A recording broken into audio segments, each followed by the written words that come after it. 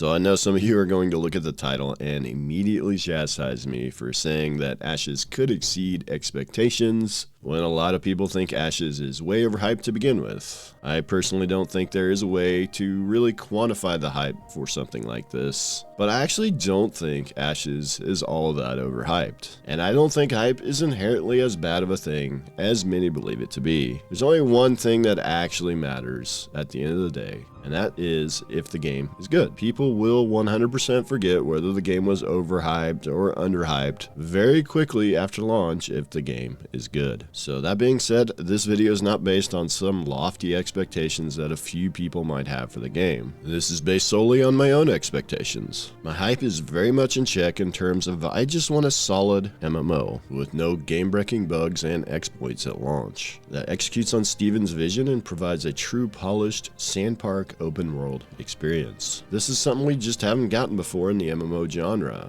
and I think it is a reasonable goal for Intrepid to meet. So these are the 5 ways I think Intrepid could exceed my moderate expectation level for this MMO, and perhaps have a larger appeal and a bigger success than I am expecting it to be. The number 5 reason is if the launch goes well. I'm not expecting the launch to be perfect. No MMO launch is ever perfect. Queues are very likely, as Intrepid can't add too many servers and then have to try to merge a bunch of servers after launch. Server mergers are a difficult thing to pull off correctly with the way Ashes is structured and with the node system. But major game-breaking bugs and exploits that are not quickly addressed are where devs have gotten into trouble in the past. They need to keep these things as minimal as possible, for sure. As a bonus, if Ashes is able to launch before many of the other AAA projects out there, especially the ones that are direct competitors to Ashes like ArcAge 2, that would actually help. Or maybe some of the bigger MMOs continue to decline, leaving ever more MMO orphans for Ashes to gobble up at launch. The number 4 reason Ashes could exceed my expectations is the node system works very well and people are very happy with the way it functions. Maybe even to the point that some of the bigger content creators start to make videos praising the system. Nodes are a wild card, as this is the defining system of Ashes of Creation, and it is a system very different from anything in prior MMOs. That being said, I don't think it's impossible to get it right, or even that they are harder to get right than what some other MMOs want to do. For example, PAX Day is not going to have any developer-made cities. All cities in PAX Day will be player-made. I think this is harder to pull off than what Ashes is doing because the developers of PAX Day are ceding a lot more control to the players since it is a full sandbox, and players do not always conform to a playstyle that might be desirable by the majority of players. With nodes, the developers still have a lot of control in terms of where the city is placed, where constructible buildings are placed, how taxes can be used, and many other factors are all controllable by the developers. The number 3 reason is maybe the corruption system. It turns out works extremely well and there are minimal issues. While I do believe corruption can work very well, I'm not sure that there will not be issues along the way. Players will for sure try to find anything that they can in order to exploit the system. If Intrepid is able to have a corruption system that works almost flawlessly, that could definitely cause this game to exceed expectations. The number 2 reason Ashes could exceed expectations is the game ends up having a bigger draw for casual players than I expect. I actually think casuals will probably find plenty to do in Ashes, and I recently did a video on that. But will it be as casual friendly as a game like Guild Wars 2 that is built on a foundation of being basically a casual only game? I don't expect Ashes to be on that level, but if it is more casual friendly than I expect, naturally this game could exceed my expectations. And the number 1 reason Ashes could exceed my expectations is if the average MMO player that only knows one style of MMO, the standard World of Warcraft theme park experience, actually gets converted. For over 20 years, the MMO player base has been bombarded over and over again with MMOs that are pretty similar. There have been a few outliers, but unfortunately either bad monetization or some bad design decisions ended up ruining most of them. And oftentimes the funding levels have just not been comparable either, as most publishers have been afraid to take risks. Deprogramming the average WoW brain MMO player is not an easy task.